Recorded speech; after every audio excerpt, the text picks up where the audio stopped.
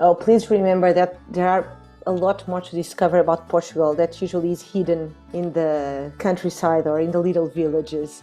Just don't come and go to Lisbon. Lisbon is not Portugal, okay? It's like pretending that you go to London and know the United Kingdom. Keep this in mind. Just grab your car and just go for the beach, like a 45 minutes trip, and find some nice Portuguese people fishing your fish and putting it in your plate. That's Portugal. Hi, my name is Margarida Vaqueiro Lopes. I'm a Deputy Director of news magazine Visão, an editor of the economics magazine Exam. So I'm a journalist and I'm here because I wrote the book Marcas que fazem Portugal, brands that make Portugal. I'm a big fan of thriller books, of singing in the shower and good wines, but not only from Portugal. Oh, and of course, I'm the latest guest on Portugal, the Simple Life podcast.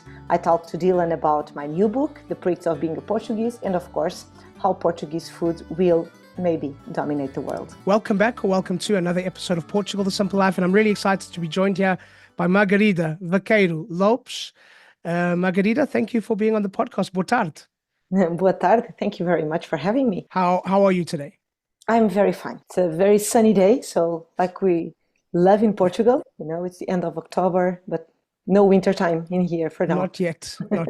No, the winter comes later. I was actually speaking to some German clients 2 days ago on Zoom, and it was 4:30 and it was already all dark outside their windows. And they said, "How's the weather there?" I said, "You don't want to know. We rather won't tell you about it. Otherwise you'll get more depressed."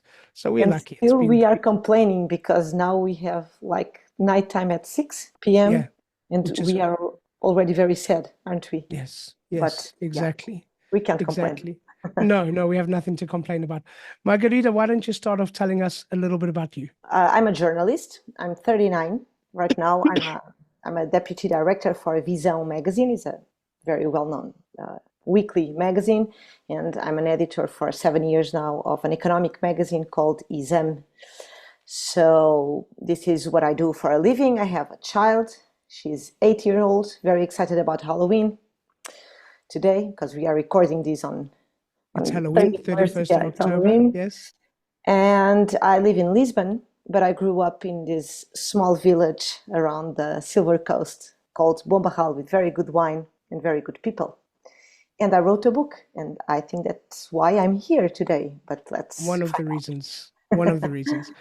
Do you think growing up in a place like that, when you talk about the old Portugal, the real authentic Portuguese villages, do you think that fostered that curiosity, the love for stories?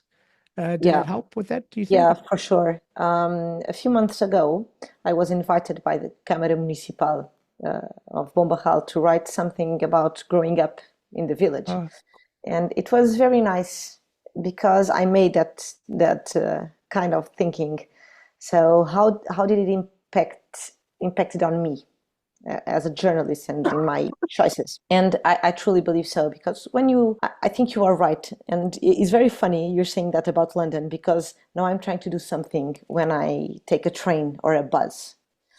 I do not use my cell phone.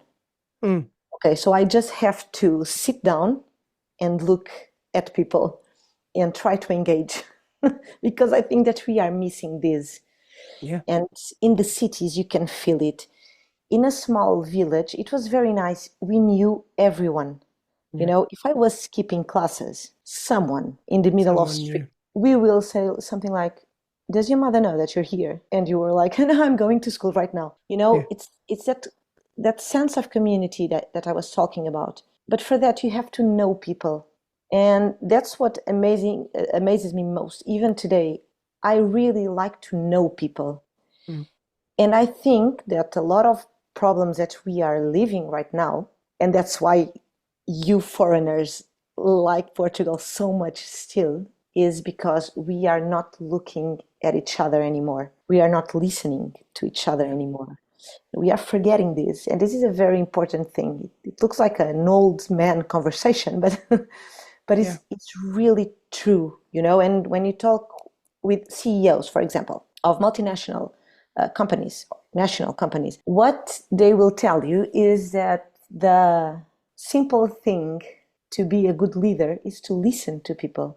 So why cannot we listen to each other? We are not listening to our kids. We are not listening when they really want to talk to us at the end of the day. And we are texting, we are scrolling down on our phones. And it's worse in cities, because I think that when you live in a small village, everyone knows everyone. So I can tell you, if I know you for 2 weeks, it's a lifetime, I can tell you, can you just stop staring at your phone and talk to me? I'm talking to you. Yeah. I think we are a bit less diplomatic when you live in small villages, and I like it very much. Yeah, I know how if I'm overweight because of people in my village, they'll say They will say, you right? should go back to doing your morning walks. They won't say they maybe won't say you're fat, but they'll say, hey, maybe you should go back to doing your morning walks more regularly or something. And it's very nice because probably someone will be at the window watching you. Yeah, you are not doing your morning walk again. And I you're not didn't doing see your you walks yesterday. Exactly. But we help each other, and that's very nice and very important, I think. Tell us a bit about the book that you've just published. So it's very nice. Can I show it to you? Because Of course, I have please one do. here. It's very nice. I know that's Marcas que fazem Portugal. So brands that make Portugal. That's it. And I started to think, okay, so which brands do we have they represent the values, the Portuguese values? They are very old brands, some of them. So the youngest one that I have, it's Renova from The toilet paper. the toilet paper. And it's Great marketing.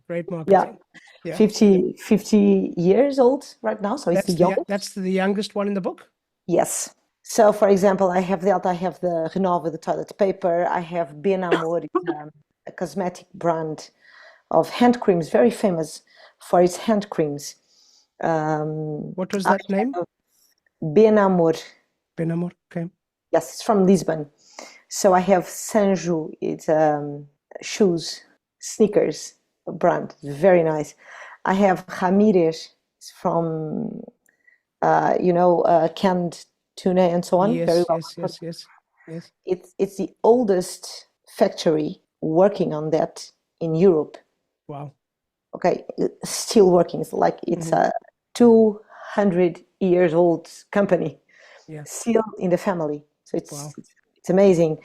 So, and I have, of course, Porto wine, and Mateus Rosé is a very well-known brand, and so on. So I think it was important for me, or Vista Alegre, of course. Oh, yes. Sorry.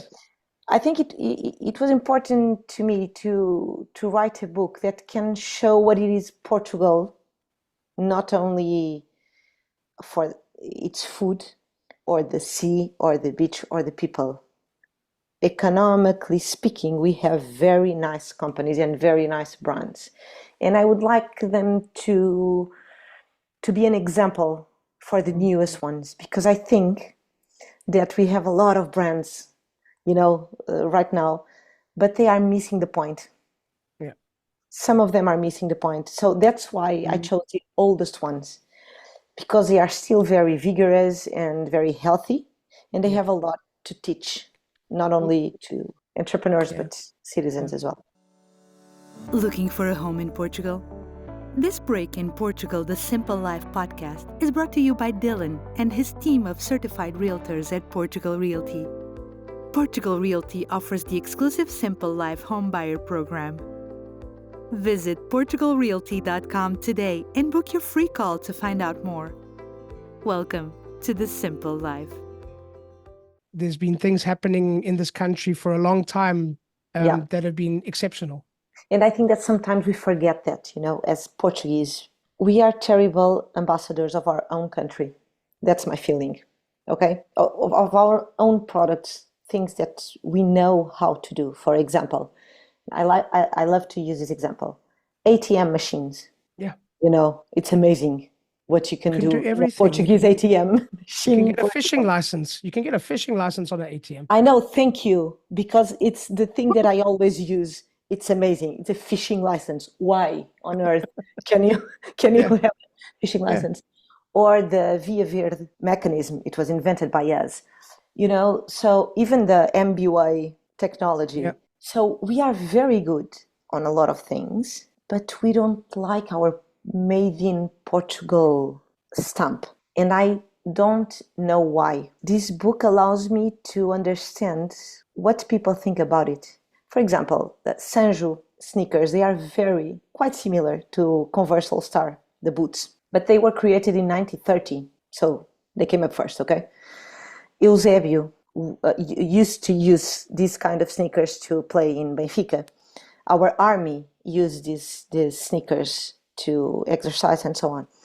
And they are very well made, okay? They can last forever. And if you asked someone if they want to have a Sanju sneakers or a Converse one, people will have a Converse. Yeah, Even if my daughter the price, will choose Converse. no, in my place now, I give Sanju to my nephews, my daughter. Everyone has to use Portuguese brands, because I think that we should be prouder of what we do, and we are not. And so I kind of, I use it as it's a tool. Now I'm an ambassador for Portugal. Good things.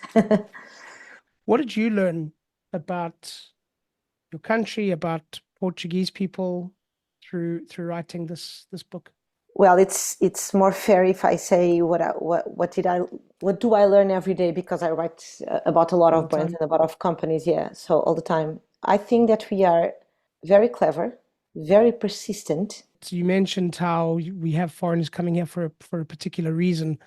What do you want people to know about Portugal, about your country? First of all, I think that, imagine someone that is coming now, they will find some angry Portuguese with foreigners, and it's a matter of context, and it's important to say it.